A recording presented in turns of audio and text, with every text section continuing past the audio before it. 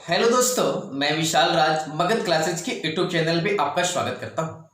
दोस्तों, आप लोग पढ़ रहे हैं भोजन और भोजन में आप लोग आज पढ़ने वाले हैं खनिज लवण और जल और रुक्षांश।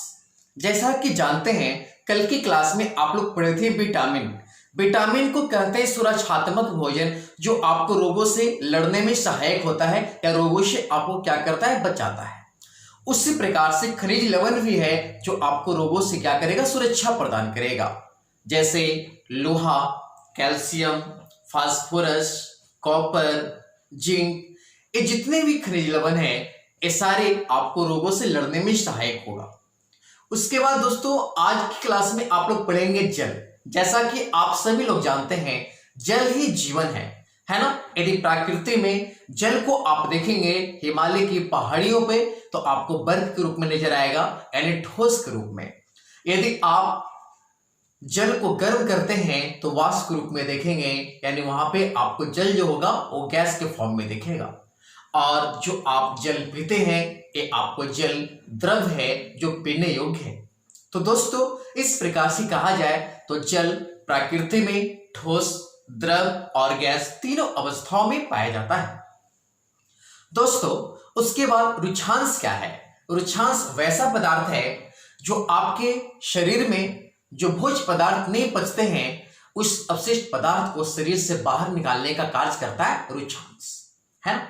तो इस प्रकार से आपका शरीर का संतुलन बना रहता है। तो आइए दोस्तों, आज की क्लास में हम लोग महत्वपूर्ण टॉपिक पढ़ने वाले हैं खनिज लवण।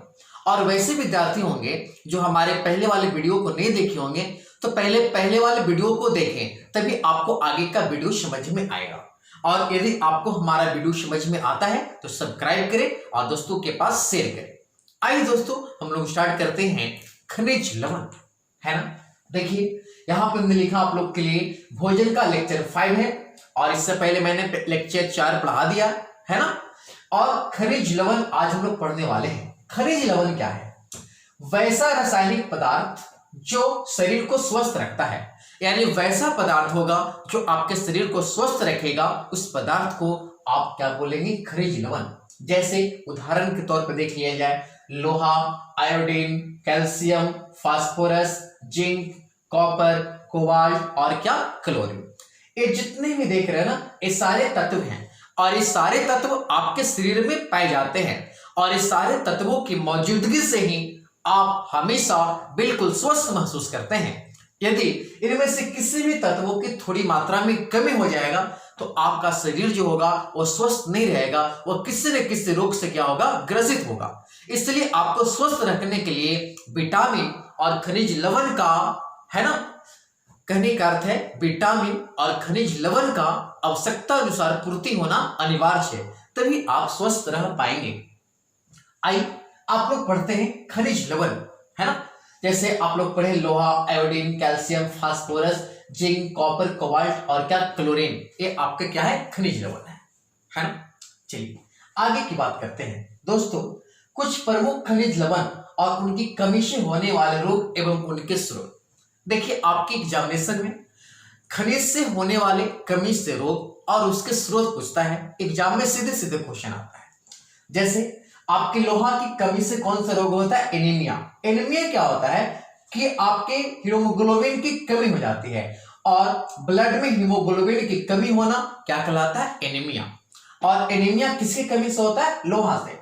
और यदि आपको एनीमिया नामक कोई रोग हो जाता है तो आप पत्तेदार सब्जियां खाएं, पालक खाएं, आंवला खाएं, गुड़ खाएं, सेब खाएं, केला खाएं, है ना। यानी काटने के बाद वैसे फल जो आपका लाल हो जाता है, उस फल का यदि सेवन करेंगे तो आपके शरीर में लौह तत्व की पूर्ति होगी, है ना। और लौह तत्व की कमी से आपका शरीर में कौन सा रोग होगा, एनीमिया। एनीमिया क्या होता है कि आपके खून में ना हीमोग्लोबिन की क्या होता है, कमी होता है, और इस प्रकार से उत्पन्न होने वाले रोग को हम लोग कहते हैं क्या, एनीमिया। अगली दोस्त है आपको आयोडीन। आप लोग सभी लोग जानते हैं कि आयोडीन की कमी से घेंघा रोग होता है ना। घेंघा रोग, या इसको हम लोग कहते हैं गलकंड, है ना। दोस्तों, घेंघा रोग को हम लोग कहते हैं और क्या, गलकंड कहते हैं ना।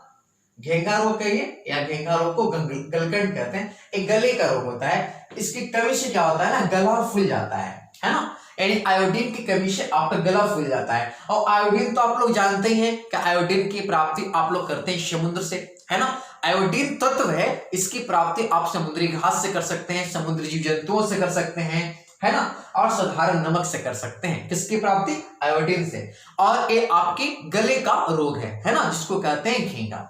अगली बात कैल्शियम। कैल्शियम की कमी से आपका हड्डियां और दांत कमजोर हो जाएगा। यदि आपके शरीर में दोस्तों कैल्शियम की कमी होगा या आपके शरीर में फास्फोरस की कमी होगा तो आपकी हड्डियां और आपके दांत जो है वो कमजोर पड़ जाएंगे।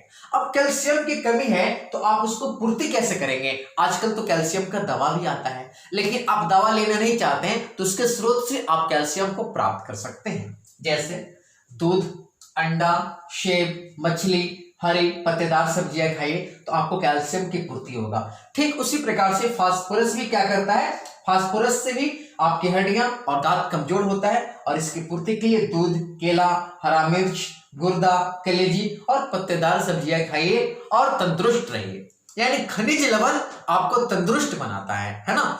यानी इसकी सीमित मात्रा में सेवन करते हैं तो आप हमेशा स्वस्थ रहेंगे। और विटामिन जो आपको कल रोगों से लड़ा था, और विटामिन और खनिज लवण यदि पूर्ति आपके शरीर में अच्छा से हो तो आपके शरीर का संतुलन भी 100% श्योर अच्छा होगा। इसलिए आप इस प्रकार से अपने शरीर को स्वस्थ रखें।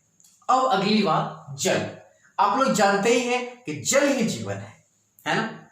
यानी मानव के लिए आवश्यकताएं की सबसे बहुत और सबसे सुखद वस्तु जो है वो आपका जल है ना। इस पृथ्वी पर जल जो है वो आपको कहने का अर्थ है पूरे ब्रह्मांड का, है ना, पूरे पृथ्वी का आपका 70% भाग जो है वो जल से आपका घिरा हुआ है। यहां तक आपका जो शरीर बना हुआ है, इस शरीर में 60 से 65% जल की मात्रा पाया जाता है।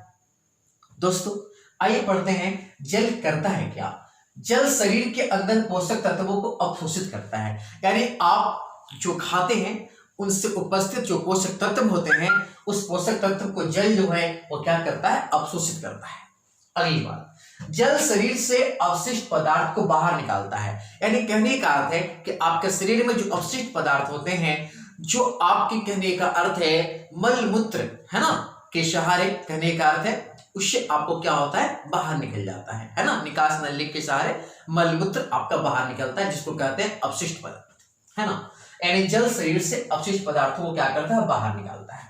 अगली बात दोस्तों, एक बहुत बार सीटेट्स में पूछा गया क्वेश्चन है, जल क्या करता है? तो जल शरीर के तापमान को क्या करता है? नियंत्रण करता है। यानी जल का कार्य क्या है? तो जल का कार्य है शरीर के तापमान को क्या करना? नियंत्रण करना। अगली बात, जल की कमी से क्या होता है? निर्जलीकरण, जिसको कहते हैं डिहाइड्रेशन। यदि आपके शरीर में जल की कमी हो जाए तो आपको डिहाइड्रेशन हो जाएगा, जिसको बोलते हैं हम लोग निर्जलीकरण। देखिए दोस्तों, यहाँ पर हमने नोट में लिख दिया है कि जल ठोस, द्रव और गैस तीनों अवस्थाओं में पाए जाते हैं। अगली बात, जल का शुद्धतम रूप क्या है? आपका वर्षा। तो देखिए जल से आपका सीधे सीधे क्वेश्चन होगा। कभी कभी क्वेश्चन ऐसा है, पूछ देगा जल का अधिकतम घनत्व कितना होता है? तो 4 डिग्री सेंटीग्रेड पर उसका अधिकतम घनत्व होता है ना। जल कितने डिग्री पे उबाल होता है? 100 डिग्री सेंटीग्रेड पे जल जो है उबलना क्या होता है? प्रारंभ हो जाता है। तो कभी कभी इस प्रकार से ही प्रश्न आएंगे। यदि आपके घर का जल जो है वो कहने का अर्थ है कुछ उसमें अशुद्धियां हैं, तो उसको उबाल कर यदि आप जल को पीते हैं तो आप शुद्ध जल पीने योग्य हो जाता है। जल जो होता है थोड़ा शुद्ध हो जाता है, उसको आप पी सकते हैं। तो इस प्रकार से जल से बहुत सारे क्वेश्चन आएंगे। फर्स्ट क्वेश्चन, जल का सूत्र क्या होता है? तो आप लोग बताएंगे H2O। जल का कार्य क्या है? तो शरीर के तापमान को नियंत्रण करना, शरीर के अपशिष्ट पदार्थ को बाहर निकालना, है ना। और जल जो प्रकृति में ठोस, द्रव, गैस तीनों अवस्थाओं में पाया जाता है। फिर आपसे क्वेश्चन पूछेगा कि जल का शुद्धतम रूप क्या है? तो वर्षा का जल। तो इस प्रकार से जल से जो भी क्वेश्चन होंगे आप लोग बता देंगे, और जल ही जीवन है, इस बात को आप याद रखेंगे। अगली बार भोजन का लास्ट टॉपिक हम लोग पढ़ रहे हैं दोस्तों, रुक्षांश। रुक्षांश क्या है? वैसा पदार्थ जो पाचन प्रक्रिया में मदद करते हैं और बिना पचे हुए भोजन को बाहर निकाल देते हैं, उसी को कहते हैं क्या? रुक्षांश। जैसे साबुत अनाज के छिलके वाली दाल, ताजा फल और सब्जियां। रुक्षांश क्या है दोस्तों? रुक्षांश वैसा पदार्थ है, यदि कहने का अर्थ है कि आपके शरीर में कोई पदार्थ नहीं पचते हैं तो उसको साथ में क्या करता है ना, उसको बाहर की ओर क्या करता है, निकाल देता है ना। तो इस प्रकार के पदार्थ को हम लोग कहते हैं रुचांश। यानी रुचांश वैसा पदार्थ है जो पाचन प्रक्रिया में मदद करते हैं और बिना पचे हुए भोजन को शरीर के बाहर निकाल देते हैं। तो इस प्रकार के पदार्थ को कहते हैं रुचांश। ऐसे सबूत अनाज हो गया, छिलके वाली दाल, ताजा फल और क्या हो गया, सब्जियां। दोस्तों हमारे आपसे कहने का अर्थ है, एक ही का बात कहना है और अक्सर मैं कहता हूं आप लोग खूब पढ़ें। आप लोग के लिए मैं वीडियो बना रहा हूं और इस वीडियो में एक भी बात ज्यादा मैं नहीं लिख रहा हूं, बहुत कम मैटर लिखता हूं ताकि आपको कम पढ़ना पड़े और कम पढ़कर ही आप एक सफल शिक्षक बन सकें, है ना। तो इस प्रकार से हमारा ये निरंतर प्रयास है और आप लोग इसका एक स्क्रीनशॉट लेंगे और इसको देखेंगे और हमारे समझाने के तरीकों को जरूर आप देखें, तभी आपको अच्छी तरह से हमारे बात समझ में आएगा। तो आज के लिए इतना ही होगा। धन्यवाद, बाय बाय।